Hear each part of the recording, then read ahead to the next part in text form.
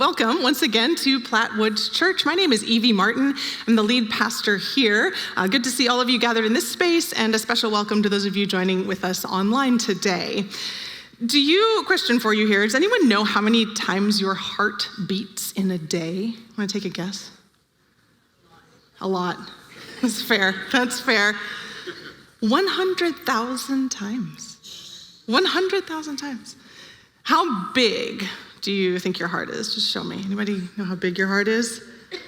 Okay, so I learned this. Grown-ups, yours is actually this. Adults is this. Kids is this. There you go. Interesting. Fun fact. The average heartbeat of a woman is 8 beats per minute faster than a man's. That is shocking.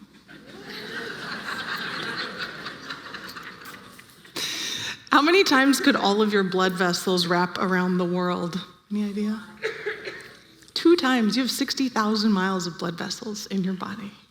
Crazy. Our hearts are our very center. Their constant presence and rhythm and steady work underlies everything we do. And we hardly think twice about it. Certainly, some of us are much more aware of our heart work when things are going when they should, but even more than that, when something happens, we come to a deep gratitude and realization of just how much life comes from our hearts. All of it, all of our life comes from our hearts, and that's true in our bodies, of course, but it's also true of our spiritual lives.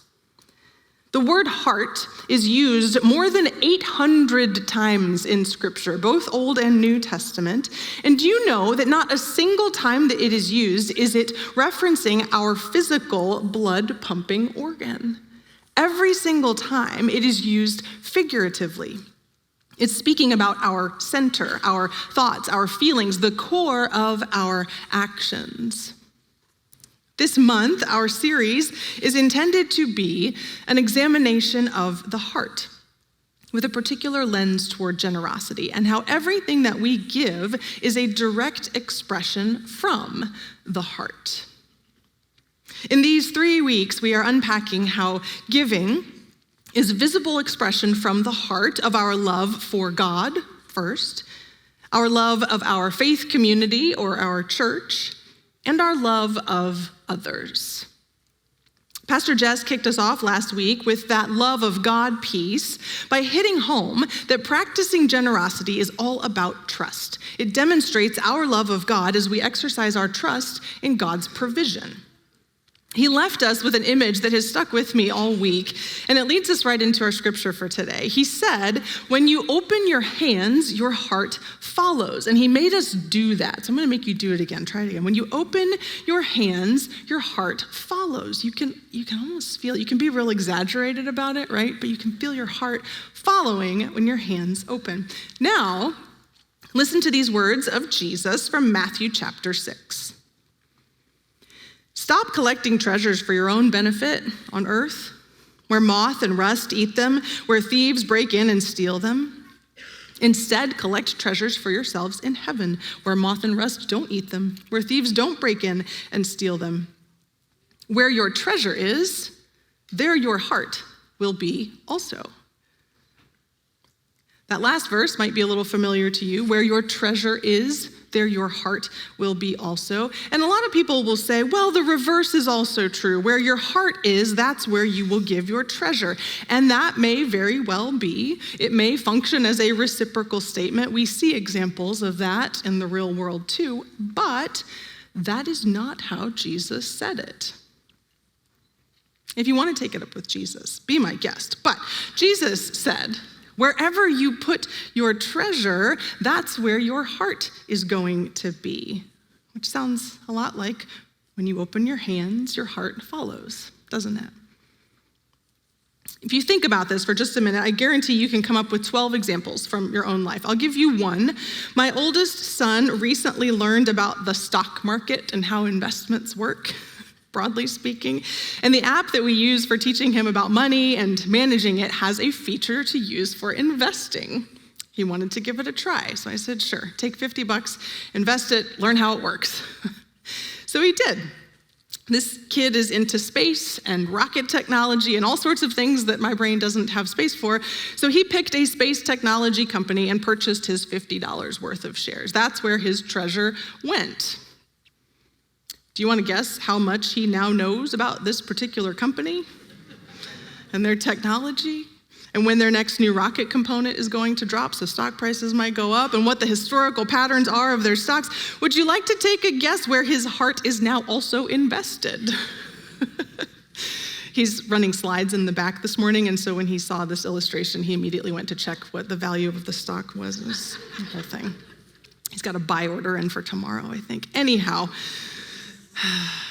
maybe another example of this might be how much money you spent on snacks for the Super Bowl today as opposed to team apparel. Because, well, our hearts are with the food, not the teams this year. Maybe these are silly examples, but I think you get where I'm going with this. Where we put our money tells us what is important to us. Dr. Martin Luther King Jr. has famously said, budgets are moral documents. Budgets are moral documents. He was likely speaking to more institutional budgets, federal government budgets, that sort of thing, but the idea is there too for us personally. If we want to know where our hearts are, let's look at where our money goes. And so because our money and our hearts are directly linked, this makes tending to our financial lives deeply spiritual work. This is why giving is a spiritual practice, not an economic one. This is why we talk about it here at Plattwoods Church and Riverside United, because it is a heart issue. And this is why we give to our church, because our church is a place we want our hearts to be. Giving to our church demonstrates our love for our faith community. So I want to do something a little different today than my usual sermon vibe. I've preached about giving and money plenty before, but I've never used a sermon moment to speak directly to the financial picture of the church and how your giving impacts all that we do together. I've addressed that through other avenues, our annual financial reports, the celebrations that we share through our offerings, but not through a sermon. However, while I was on renewal leave last fall, a colleague of mine did this at his church the Sunday I visited, so I'm just stealing a play from his book. And the theme seems to demand it today because your heart is here. In some way, shape, or form, you are here. So if you are a first-time guest today, this is not how it usually goes, but you're in for a fun ride in the finances. You can take an extra treat from the cafe on your way out today. I'll start by stating the obvious. This is a fantastic church. I love this church, and I don't just say that because I work here. This is a church that for 68 years has cared deeply for one another, that has cared for the children and the families of our community through the ministry of preschool and early childcare. It is a church that has cared for our neighbors by giving away hundreds of thousands of dollars and even more hours of service. It is a church that has remembered our call to seek justice in the face of oppression, all the way from the civil rights movement of the 1960s to the human rights violations all around us in 2026. We are a church that means it when we say we want to invite all people into full life together in Jesus Christ. Every year, we as a church submit end-of-year reports to the Missouri Annual Conference of the United Methodist Church. It's a fun experience, let me tell you. But we just wrapped that up last week, and I was so proud as I clicked submit on statistics like 28 baptisms, 290 people engaged in mission and community ministries, more than $200,000 beyond our walls. 823 people, ages 0 to 100, involved in a group of some kind. Those are all just numbers, sure, but numbers are people. Numbers tell part of our story, that Plattwoods Church is alive and well, and our faith is in action. The stories are in the eyes of the third graders who received their Bible from us last Sunday afternoon. The stories are in the tears of gratitude of the family whose loved one's funeral we hosted when they did not have a church home. The stories are in the children and the youth stepping up and leading us in worship, finding their voice of faith and sharing it with others. The stories are in the Riverside Library and Corner Cafe, where people are finding their way to the love of God through community, through the ministry of Riverside United, our second site. The stories are in the friends that you introduced to me when they have accepted your invitation to worship here or to participate in one of our ministries, and they love it. I think I said it already, but I will say it again. This is a fantastic church. I don't really have to persuade you. So many hearts have been captured by Plattwoods Church and Riverside United. So many hearts have been changed by Jesus in this church. Where your treasure is, there your heart will also be. This church has been blessed by generations of faithful givers, and so many hearts have followed. The church is where we are formed and shaped and molded to live out our faith in Jesus. When we give to the church, it's an indicator that our faith is important to us. When we put our treasure here, our hearts continue to follow. We become more and more invested in what God is doing here in us and among us. Giving to your church is how you live out your love for your faith community. I want to be clear and straightforward in saying that giving to your church matters. It's an outpouring from your heart. It builds up the community of faith. But I'm not trying to coerce anyone. Pastor Jess talked about that last week too. The point of generosity is not to be coerced or to give under compulsion. The best generosity is born out of cheerfulness, to give with glee. On the first Sunday of January, if you were here, we handed out star words. Does anyone still have their star word that they picked up the first Sunday of the year? It was a word to guide you through the year. My word was inspiration. So that's what I'm leaning into today, hoping to inspire you with regard to generosity at Plattwoods Church, not to coerce. You can let me know afterwards if it works. But giving to your church is a way that you live out your love for your faith community. It comes from the heart. So I want to give you a snapshot of what giving looks like at Plattwoods Church. And this is the part where my numbers people here are going to be on the edge of your seats taking notes, and others of you are going to get a quick 5-minute nap. But I think it matters. If you are putting your treasure here, I want you to understand what that looks like right now. So we'll begin. There's lots of charts, lots of numbers. Here we go. We'll start with what your giving does. Where does it go? Let's say you give $1 to Plattwoods Church. Based on last year's budget, which ended in June of 25, that's our fiscal year, is July 1 to June 30th. If you gave $1, 57 cents of that would go to personnel. My son asked, what's personnel? That's staff. That's our ministry staff, that's pastors, the people who lead and organize and equip you all for ministry, for mission, for how to care for one another. Clean the building, take care of the finances, all of that, staff, personnel. 18 cents of your dollar would go for our building and grounds. This building and all of our grounds. We also have our second site, Riverside United, which we rent there. Sort of speaks for itself. Everything to maintain, heat, cool, all the things in the building. 17 cents of your dollar goes towards ministries. This is the part we think of when we think of church, right? Children's, youth, small groups, care, missions, music, all of that stuff, our ministry.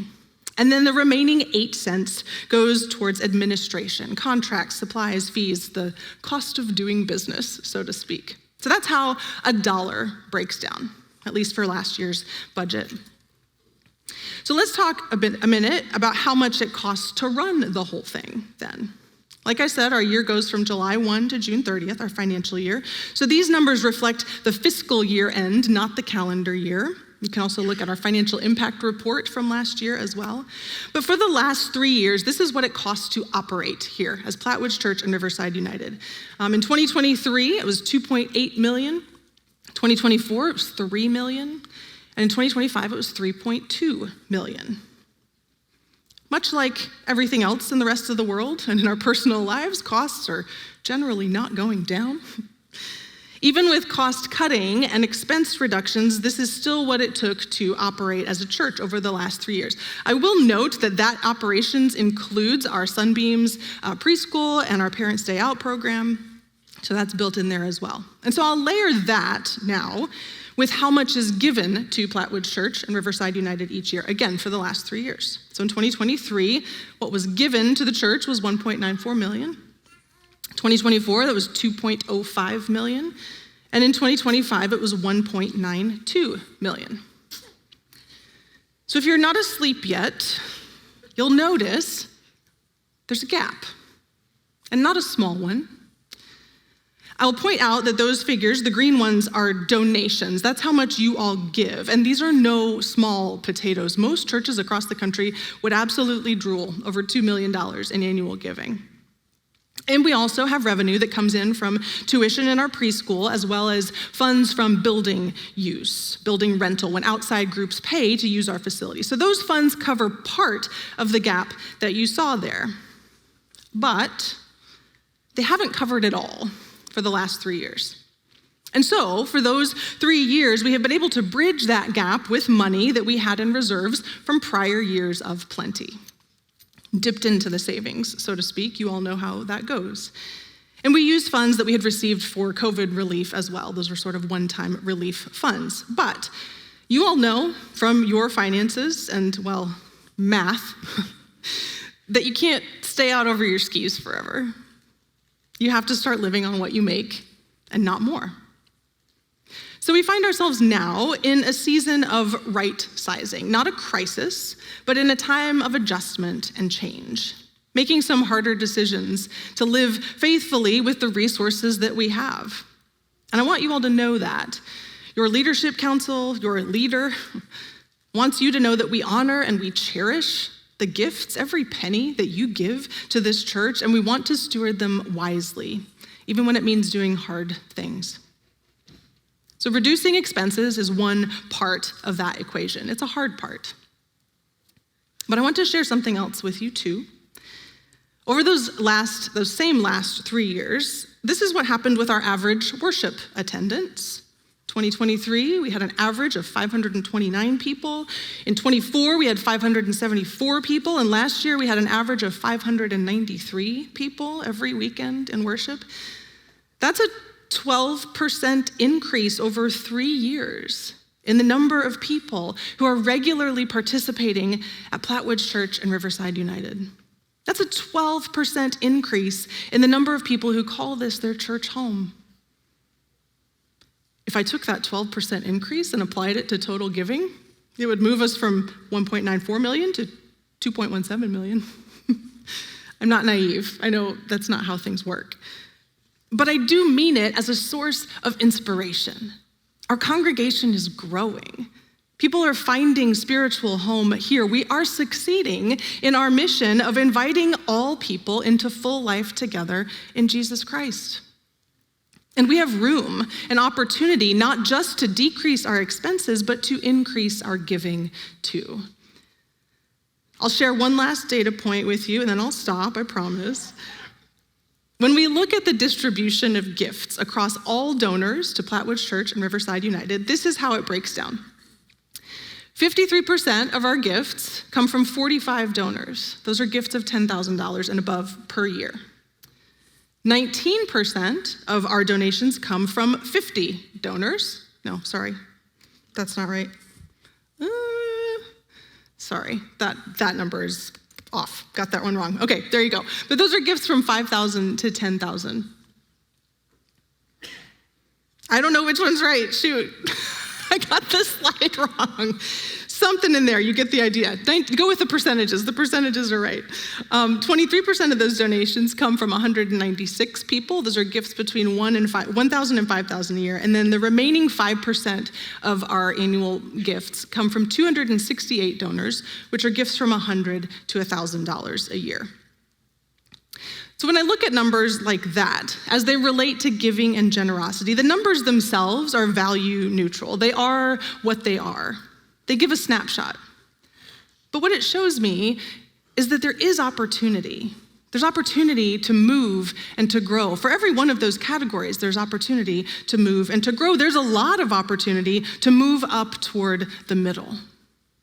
There's tremendous potential for a large number of people, over 400 donors, to make incremental changes over time and redistribute that weight, those percentages that others are shouldering. To grow in generosity is to demonstrate our love for our faith community because we are all investing in it together. And what that picture shows is that giving doesn't have to be huge to make a difference.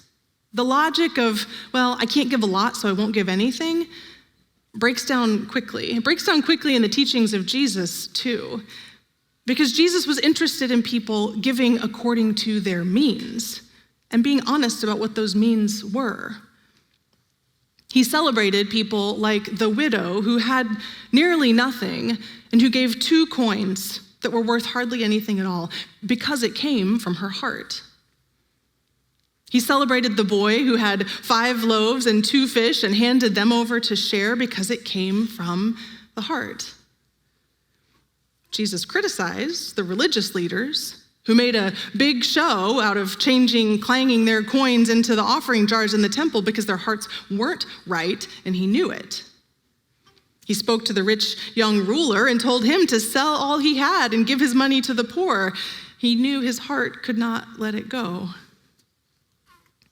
Jesus has different reflections on those with plenty and those with little, but for everyone, he calls out the generosity within them. And he calls it out of us still today. Our generosity doesn't grow overnight. It's a practice. That's how we talk about it here at Plattwoods Church. It's something we grow into over time. It is a muscle we exercise. You don't go to the gym for the very first time and bench press your body weight. Most of us start with just the bar, and even then may need someone to spot us. But the next time, you add a little weight, and then the next time, and then the next time. If you stop, the muscles shrink. But if you keep at it, they grow and they strengthen, and soon you're spotting someone else. And giving is no different. It can feel overwhelming to even begin. If you've never given money away, it might feel like the bar is going to fall on your face. It's terrifying, but you try it, and your face is fine. And so you do it again, and then you do it more, and your heart becomes a generous muscle. And before you know it, giving is second nature to you. You might think of the growth chart in the practice of giving in 4 stages. And for many people, the journey begins with simply receiving. When someone is new to a church, there is often a season of learning and making connections, establishing fresh spiritual rhythms. And this is a time to receive what God is doing through the church in your life: hospitality, belonging, healing, and hope. And so at this stage, generosity looks like showing up, participating, allowing yourself to be part of a community that supports your faith and your life. But pretty soon, though, people develop a desire to help make that same experience possible for others. So you begin giving. And that might be a small gift, an occasional offering when you think of it or when you have a little extra money. These gifts might feel modest on their own, but together they multiply to fuel ministry and worship and care and justice work. At this stage, giving is about participation, joining in what God is already doing and helping others receive what you have received. And then we grow to a stage of giving intentionally. As our faith deepens, our generosity becomes more thoughtful, more integrated into our daily lives. People grow through groups and spiritual practices, acts of mercy and justice. They become more aware of the rhythms of the church and how their giving supports our shared practices of gather, grow, give, and go. This is the stage where you plan your generosity. It becomes part of your personal or family rhythms. And that intentionality often looks like automating your regular giving through your bank or through the Church Center app, not because it's required, but because you are putting your treasure where you want your heart to follow. Intentional giving deepens that trust in God. It strengthens your sense of shared investment in your faith community. And then generosity continues to grow into a posture of abundance. At this stage, people go beyond general giving to support areas of passion or future growth, long-term impact. They may give beyond their regular commitment towards special ministries, towards justice efforts, towards capital projects, or they might include the church in their long-term financial planning. Abundant giving flows from a deep sense of calling, a deep sense of partnership with God, and reflects a life that is shaped over time by God's generosity and a heart fully invested in a faith community. Giving is an action. It is a practice that comes from the heart. It is how we live out our love for God, our love for our church, our love for others. Our giving tells part of our story. Our budgets show us what is important to us. So I'll leave you with the inspiration to reflect today and in the days to come on your own story. Your money is telling it. Is it the story that you want to tell? Where our treasure is, there our hearts will be too. Will you pray with me? Generous God, you have given us more than we could ever repay. Our life, our breath, our heartbeats, every one of them. It is by your grace and provision that we find ourselves here at Plattwoods Church, and our hearts rest here this morning in your love for us. Open our hands, move our hearts. May our generosity tell the story of our love for you and for this community of faith where we belong. In the name of Jesus, who gave all for our sake. Amen.